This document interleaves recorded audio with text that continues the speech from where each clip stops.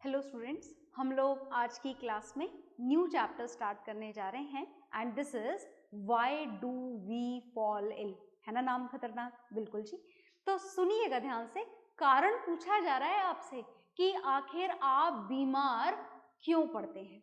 मतलब पूरे चैप्टर में आपको बस यही जानना है कि आखिर आप बीमार क्यों पड़ते हैं, क्या क्या कारण होते हैं, किन किन कारणों से आप बच सकते हैं, किन किन तरीकों से बचा जा सकता है और किन किन तरीकों से बीमार पड़ा जा सकता है। Is it okay? तो चलिए हम यहाँ पर इसका कारण जानेंगे। देखिए, अगर आप इसका कारण जानना चाहें तो बात हमारी बॉडी की हो रही है। हम बीमार पड़ रहे हैं मतलब हमारी बॉडी बीमार पड़ रही है। और जब बात बॉडी की जाए तो बॉडी की शुरुआत होती है with the smallest unit of life and I hope you all know the name of smallest unit of life. पता है ना आप सबको इसका नाम? बिल्कुल जी, बिल्कुल पता है। The smallest unit of life is cell. हमने तो पूरा चैप्टर ही पढ़ लिया है सेल का। Is it okay? So we know it very well. जब बात सेल की जाए तो सेल के अंदर क्या होता है? बहुत सारी चीजें होती हैं सेल के अंदर। सेल के अंदर गोल्जी अपैरेटस होता है, एंडोप्लाज्मिक रेटिकुलम होता है, न्यूक्लियस होता है, साइटोप्लाज्म होते हैं। और ये जितने नाम मैंने बताए, इनके अलावा भी बहुत सारी चीज़ें होती हैं जिनके नाम मैं नहीं बता रही हूँ, आप जानते हैं क्योंकि उन सबके नाम। अब इन सारी चीज़ों को मिलाकर के अगर देखा जाए तो इन सबका बॉडी की सेल के अंदर क्या काम होता है? They all are going to perform a lot of functions in the body. Is it okay? In the cell. हमारी सेल के अंदर आप चाहे बैठे हों, चाहे आप खड़े हों, हमारे कोई से भी बॉडी पोस्चर की बात करें, हमारी कोई से भी बॉडी फंक्शनिंग की बात करें, our body cells continuously does some work. कोई ना कोई काम उनका चलता ही रहता है। जैसे कि कौन सा काम चलता रहता है? न्यूट्रिशन चलता रहता है, रेस्पिरेशन चलता रहता है, रिमूवल ऑफ वेस्ट प्रोडक्ट चलता रहता है। दैट मीन्स बहुत सारे काम हमारी बॉडी सेल अपने आप करती रहती है। इवन आप सो रहे हो उस दौरान भी करती रहती है। ऐसी बात सही है क्या? बिल्कुल सही है। तो जिस तरीके से हमारी सेल काम करती रहती है, और हम जानते हैं कि a group of cell is known as a tissue. Tissue भी काम करते रहते हैं। A group of tissue is known as organ. हमारे ऑर्गन्स भी काम करते रहते हैं ना। आप सो रहे हो, चाहे उठे हो, चाहे बैठे हो, चाहे बहुत ज़्यादा देर तक 10 घंटे तक 15 घंटे तक लगातार सो रहे हो, what ever the condition of body is, आपकी बॉडी में बहुत सारे काम फिर भी चलते रहते हैं। जैसे बात अगर हम करें हमारे लंग्स की, तो हमारे लंग्स जो हैं वो लगातार क्या करते रहते हैं? ब्रीथ इन करते रहते हैं, ब्रीथ आउट करते रहते हैं, ऑक्सीजन को इनहेल करते हैं, कार्बन डाइऑक्साइड गैस को हमारे लंग्स कंटिन्यूसली क्या करा करते हैं? एक्सेल करा करते हैं। Similarly if you want to talk about the heart, तो whatever the condition of body is, हमारा जो हार्ट है it continuously pumps the blood. ये ब्लड को लगातार क्या करता रहता है? पंप करता रहता है। पंप करने का मतलब क्या है? पंप करने का मतलब है it transport blood from one place to another place. Is it okay? And with the transportation of blood, a lot of things are going to circulate in our body. बहुत सारी और भी चीजें हैं जो ब्लड के साथ साथ आपकी बॉडी में क्या होती रहती हैं? ट्रांसपोर्ट होती रहती हैं, सर्क्यूलेट होती रहती हैं। Is it okay? अगर बात आप आपकी किडनीज की करें तो किडनीज लगातार आपके ब्लड को, आप सो रहे हो, आप उठे हुए हो, आप पढ़ रहे हो, what ever your body is doing, but the kidneys does it work continuously. ये अपना काम लगातार करा करती है। और किडनी का काम होता है आपके ब्लड को फिल्टर करना, आपके ब्लड को फिल्टर करके उसमें से टॉक्सिक सब्सटेंसेस को बाहर निकालना, removal of toxic substances. This is the function which is going to be performed by our kidneys. कौन परफॉर्म करता है इस फंक्शन को? किडनीज परफॉर्म करती हैं। तो जैसा कि आपने देखा that your each and every body organ has to complete some of its particular work, some of its work which are going to be performed specifically by a particular organ only. अब इनमें से कोई एक organ भी अपना काम किसी भी तरीके से करना बंद कर दे या उस काम करने की एफिशिएंसी किसी भी कारण से डाउन हो जाए, then you can say that the body is not working properly। जैसे हमने मान लिया कि जो किडनी है, मान लीजिए कि किडनी ने ब्लड को फिल्टर करना बंद कर दिया, इज इट ओके? किसी भी अनहेल्दी लाइफस्टाइल के कारण या किसी भी कारण से अगर किडनीज ने ब्लड को फिल्टर करना बंद कर दिया, इन दैट कंडीशन ये जो टॉक्सिक सब्सटेंसेस हैं ये आपकी बॉडी में ही रह जाएंगे। और जब ये टॉक्सिक सब्सटेंसेस आपकी बॉडी में कंटिन्यूसली एक्यूमुलेट होंगे तो ये टॉक्सिक सब्सटेंसेस आपकी बॉडी में ही प्रेजेंट है, बॉडी में नहीं होने चाहिए, रिमूवल होना चाहिए और रिमूवल नहीं हो रहा है। Is it okay? In that condition, their accumulation will be going on in our body और जब तक ये टॉक्सिक सब्सटेंसेस आपकी बॉडी में रहेंगे धीरे धीरे ये आपके बॉडी ऑर्गन्स को, किडनी के अलावा बाकी ऑर्गन्स को भी क्या करना शुरू कर देंगे? डैमेज करना शुरू कर देंगे। Is it okay? और आपकी बॉडी की कंडीशन और बेकार और बेकार और बेकार होती जाएगी। मतलब ऐसा नहीं कि हमारा ब्रेन सही काम करना चाहिए बाकी सब गड़बड़ हो तो चलेगा, या हमारी आईज सही होनी चाहिए बाकी सब गड़बड़ हो तो चलेगा, नहीं। Each and every organ should be very perfect in its work, अपने काम में बिल्कुल परफेक्ट होना चाहिए। In that condition only the remaining organs of your body will be able to work properly efficiently. Is it okay? तो चलिए, हमने अभी तक कारण की शुरुआत नहीं करी, ये तो हमने जान लिया कि हमारे बॉडी ऑर्गन्स का काम कैसा होना चाहिए, हमारे बॉडी ऑर्गन्स का काम बिल्कुल परफेक्ट होना चाहिए। Each and every body organ should work in a very efficient, in a very proper manner. If it is not so, then it affects the remaining organs also, or you can say it affects the whole of the body. Is it okay? तो चलिए हम health के बारे में पढ़ रहे हैं इस चैप्टर में कि आखिर हेल्दी कैसे रहा जाए या फिर हेल्थ का क्या मतलब होता है। तो सुनिएगा ध्यान से, हेल्थ का मतलब क्या होता है? Is it okay? हेल्दी का मतलब क्या होता है? दो अलग अलग वर्ड हैं, दूसरा वर्ड मैं अभी यहाँ पर डिस्कशन नहीं करने जा रही हूँ, फिलहाल हम हेल्थ को डिफाइन करने जा रहे हैं। And according to the WHO world health organization, the health is defined as the well being, किसी भी इंसान का वेल बीइंग होना, अच्छी तरीके से रहना। कैसे अच्छी तरीके से रहना? पहली बात तो है फिजिकली अच्छे से रहना, अभी समझाएंगे आपको।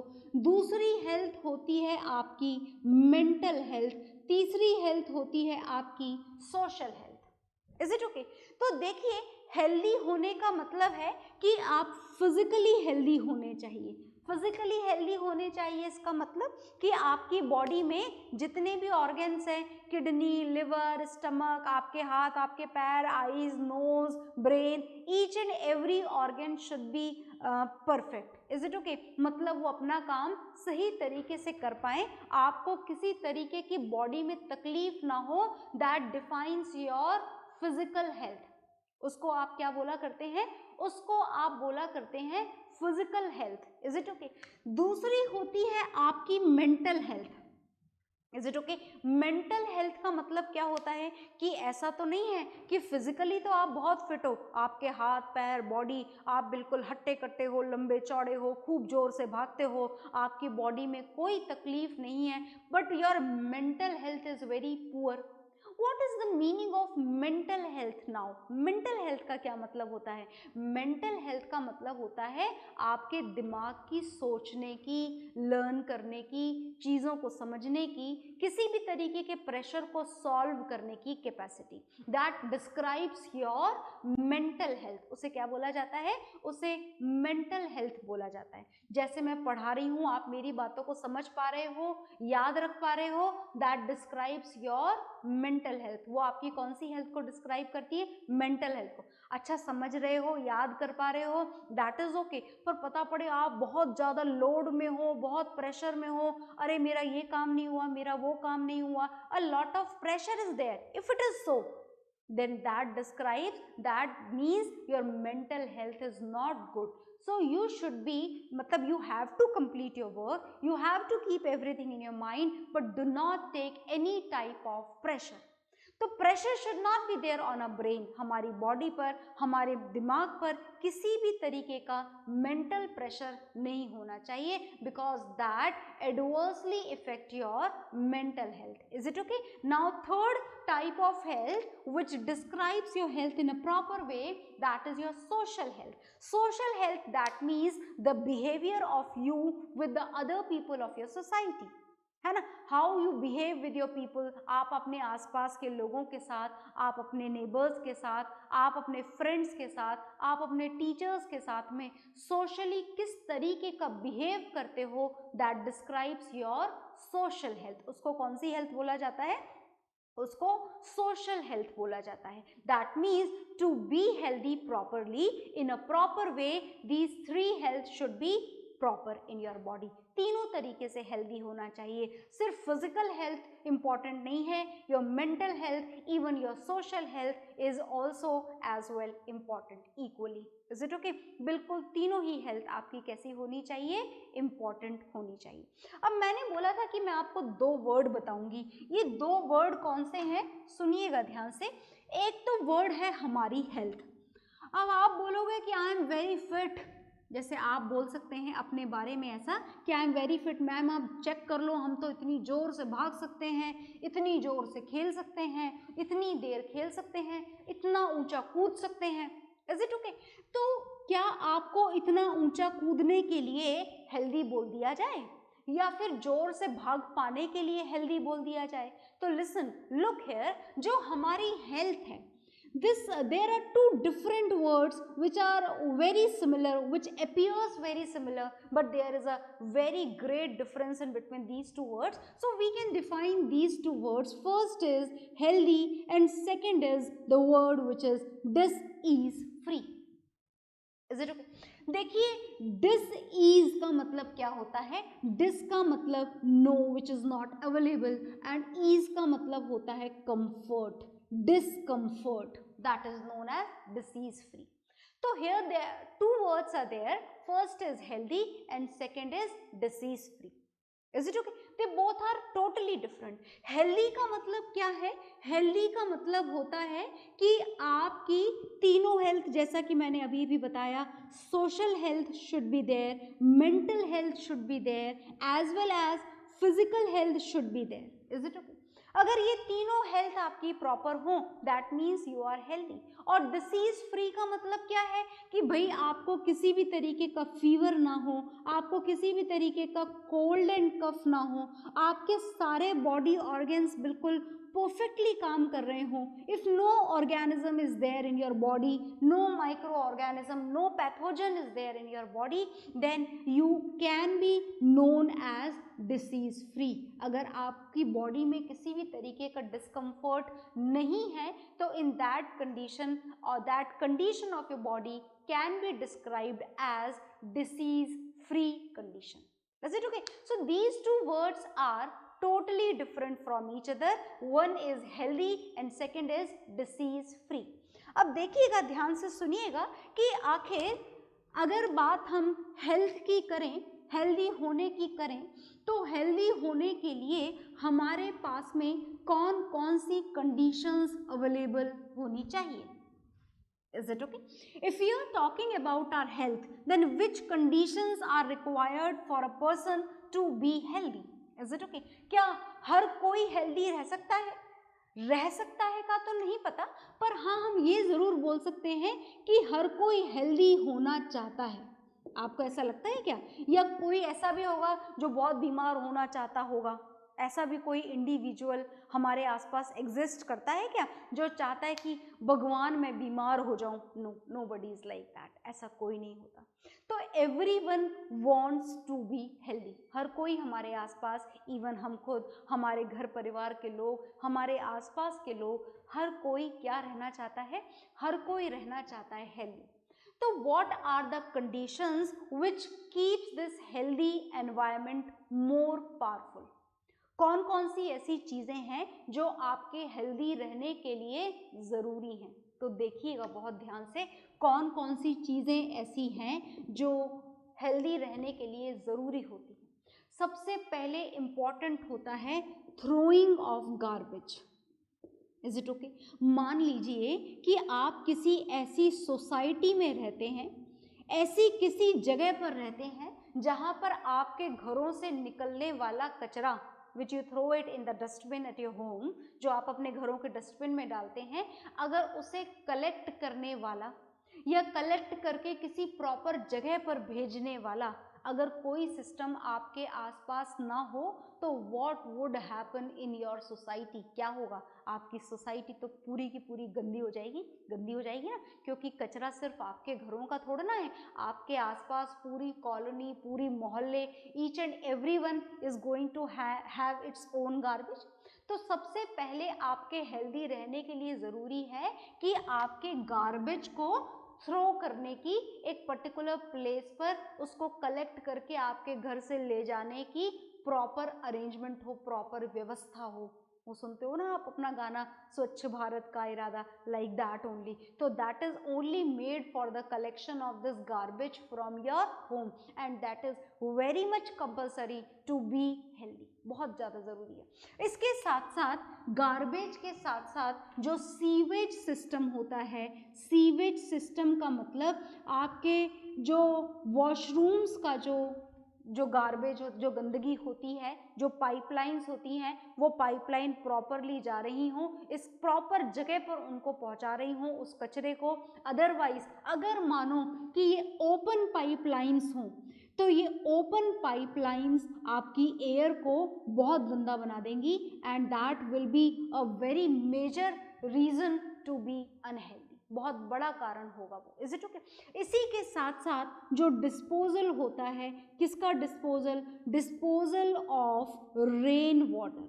जो रेन वाटर का डिस्पोजल है that should also be done very properly. ऐसा नहीं हो कि आपके घर के आसपास ढेर सारे गड्ढे बने हुए हों, बारिश आए और पानी वहाँ भर जाए, और अगर पानी वहाँ भर जाएगा तो वो बहुत सारे डिफरेंट माइक्रो ऑर्गेनिज्म का ब्रीडिंग प्लेस बन जाएगा, जिस कारण से आपको तरह तरह की बीमारियां हो जाएंगी। Is it okay? तो आपका मतलब फर्स्ट पॉइंट तो हेल्दी रहने के लिए जो ज़रूरी है वो है proper throwing of garbage and proper removal of sewage waste, and next is disposal of rain water. And the second thing which is very much compulsory to be healthy, that is the availability of safe drinking water. बहुत ज़रूरी है कि आपको पानी की बिल्कुल proper व्यवस्था हो, सेफ ड्रिंकिंग वाटर आपको पीने के लिए मिले। जो थर्ड रिक्वायरमेंट है आपके हेल्दी रहने के लिए वो है प्रॉपर न्यूट्रिशियस फूड। कैसा फूड होना चाहिए? प्रॉपर न्यूट्रिशियस फूड आपको मिलना चाहिए। Is it okay? Which is having each and every type of vitamin in it, each and every type of protein in it, carbohydrate in it, minerals in it. ऐसा nutritious food आपकी body के लिए ज़रूरी होता है, क्योंकि अगर nutritious food आपको नहीं मिल रहा है तो आपको हो जाती हैं deficiency diseases. Is it okay? Vitamin A की डेफिशिएंसी से अलग, विटामिन सी की डेफिशिएंसी से अलग, प्रोटीन की डेफिशिएंसी से अलग, कार्बोहाइड्रेट की डेफिशिएंसी से अलग। That means proper nutritious food should be obtained. Is it okay? अच्छा, जो फोर्थ कंडीशन है वो है social equality. Is it okay? Social equality का मतलब कि आप अपने आसपास रहने वाले, चाहे आप एम्प्लॉय हो चाहे आपके एम्प्लॉयज हो, जिस जिस जगह पर आप जाते हैं, जिस जिस जगह पर आप रहते हैं, आप ध्यान रखें कि सोशल इक्वालिटी का राइट आपको भी है और आपसे दूसरों को भी है। मतलब हमें एक सोशल इक्वालिटी वाला बिहेवियर अपने आसपास रखना चाहिए ताकि लोगों की जो मेंटल हेल्थ है उस पर बुरा असर ना पड़े और वो फिजिकली हेल्दी होने के साथ साथ मेंटली भी हेल्दी हो। So we have to keep a particular harmony with each other. Is it okay? So these are the basic requirement for a person to be healthy. Is it okay? तो आप इसको note down कर लीजिए, फिर हम इसके बारे में और पढ़ेंगे. ओके?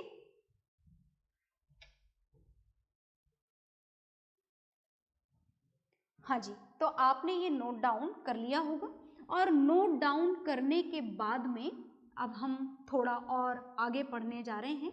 देखिएगा ध्यान से.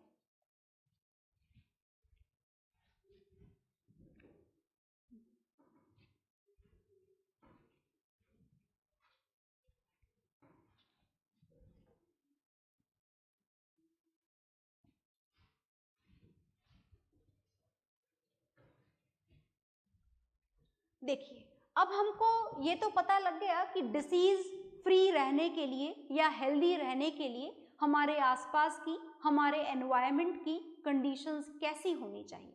अब जो हमें पढ़ना है, अब हमें पढ़ना है टाइप्स ऑफ डिसीजेस. डिसीज का मतलब तो हम समझ गए हैं. अगर बॉडी का कोई सा भी ऑर्गन प्रॉपर काम नहीं कर रहा है या आपकी बॉडी में किसी भी तरीके का डिस्कम्फर्ट है, then it is known as disease. इसको क्या बोला जाता है? इसको बोला जाता है डिसीज. Is it okay? तो जो डिसीजेस होती हैं, they are classified into so many categories. बहुत सारी टाइप की अलग अलग डिसीजेस होती हैं. अब मैं यहाँ पर डिसीजेस के नाम डिस्क्राइब करने नहीं जा रही हूँ, हम सिर्फ टाइप्स ऑफ डिसीजेस देखने जा रहे हैं कि आखिर डिसीजेस होती कौन कौन सी टाइप की है. Is it okay? तो first type of disease is known as congenital diseases. Is it okay?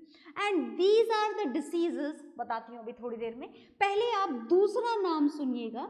जो सेकेंड टाइप के डिसीजेस हैं वो हैं एक्वायर्ड डिसीजेस. कौन सी डिसीजेस हैं? Acquired diseases. Is it okay? तो what is the difference between congenital diseases and acquired diseases? Listen to me very carefully. These are the diseases which happens in a body with from their birth. जो diseases किसी भी individual में उसके birth के साथ में ही present होती हैं, उसे हम बोलते हैं congenital diseases. जो बर्थ के साथ में होती हैं, जेनेटिक म्यूटेशन के कारण या क्रोमोसोमल डिस्टर्बेंस के कारण, whatever the reason is, पर ये डिसीजेस ह्यूमन बॉडी में कब से होती हैं? From their birth. Is it okay? Second type of diseases are acquired diseases, जो फ्रॉम दी बर्थ नहीं होती हैं, बर्थ के बाद में किसी ना किसी कारण से हो जाती हैं. Is it okay? तो जो एक्वायर्ड डिसीजेस होती हैं, they usually happens, not usually, they definitely happens after the birth of a human body. Is it okay? And now these acquired diseases are further classified into two parts. इसको दोबारा से हमने कितने parts में divide कर दिया है? 2 parts में डिवाइड कर दिया है. Is it okay? तो देखिएगा ध्यान से. 2 पार्ट्स में कौन कौन से 2 पार्ट्स में हमने डिवाइड करा है? फर्स्ट हमें पढ़ना है infectious diseases. Is it okay? कौन सी diseases? Infectious diseases. And infectious diseases are communicable diseases. कैसी डिसीजेस होती हैं ये? कम्युनिकेबल डिसीजेस होती हैं. मतलब समझ गए ना? कम्युनिकेबल का मतलब which can go from the infected person to a healthy body. जो एक इन्फेक्टेड, किसी एक को बीमारी है तो वो अपने आसपास वाले लोगों में भी अगर फैलाए तो ऐसी बीमारी को बोला जाता है infectious diseases. Second type of acquired diseases are non infectious diseases, and non-infectious diseases are those which are not at all going to be transmitted from the infected person to a healthy body. जो किसी भी तरीके से transmission के कोई chances नहीं होते हैं. मतलब आप नॉन इन्फेक्शियस डिसीजेस को नॉन कम्युनिकेबल डिसीजेस भी बोल सकते हैं. Is it okay? तो आगे देखिएगा, when we want to know about the infectious diseases, then again further infectious diseases are further classified into two categories. The first type of diseases are contagious diseases. Is it okay? Contagious diseases are those which spread from the infected person to the healthy person with the help of direct contact. जो direct contact से फैलती हैं उनको हम बोलते हैं contagious diseases. Examples और कारण और ट्रांसमिशन के तरीके हम जानेंगे बाद में. फिलहाल आप देखें, second type of infectious diseases are non contagious diseases, जो फैलती तो हैं हेल्दी पर्सन के अंदर इन्फेक्टेड बॉडी से, but they transmitted through the indirect transmission. Indirect contact से जो बीमारियां फैलती हैं उनको हम बोलते हैं non contagious diseases. Is it okay? और अब हमें जानना है नॉन इन्फेक्शियस डिसीजेस के बारे में जो नॉन कम्युनिकेबल होती हैं, एक बॉडी से दूसरी बॉडी में नहीं फैलती हैं. तो non infectious diseases are further classified into some parts. देखते जाइएगा नॉन कंटाजियस डिसीजेस के types. First type of non contagious diseases are deficiency diseases. Deficiency diseases are those which happens in a body due to the deficiency of a particular nutrient, like due to the deficiency of carbohydrate or due to the deficiency of protein. ऐसे अलग अलग nutrient की deficiency होगी और अलग अलग type की deficiency disease होगी. Is it okay? जो सेकेंड टाइप की नॉन कम्युनिकेबल डिसीजेस होती हैं, they are allergic diseases. Allergic diseases का मतलब समझ गए ना. For example, if any individual is having the dust allergy, तो वो डस्ट एलर्जी उसी तक लिमिटेड रहेगी. ऐसा नहीं है कि आप उसके साथ रहेंगे तो आपको भी डस्ट एलर्जी हो जाएगी, ऐसा नहीं होता है. So this is allergic diseases. Is it okay?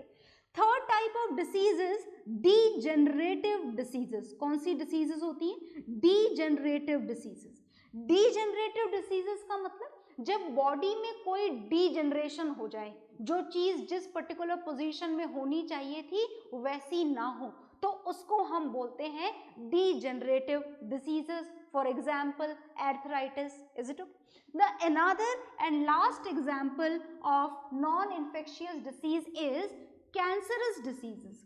Cancerous जो डिसीजेस होती हैं, आपने नाम सुना होगा, अलग अलग टाइप के कैंसर होते हैं, जहां पर किसी भी टाइप का जो बॉडी ऑर्गन है या सेल है या टिश्यू है, उसकी आउटग्रोथ, उसमें से एक्स्ट्रा ग्रोथ होना स्टार्ट हो जाती है. So this is cancerous diseases which is again a type of non communicable disease. So whatever is there on the board, you just note it down in your register very properly. Okay?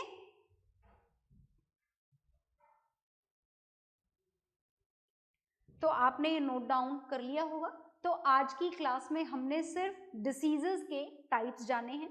इन सारी diseases के कौन कौन से examples हैं, कौन कौन से transmission के तरीके हैं, that will see in the next class. Okay, bye everyone.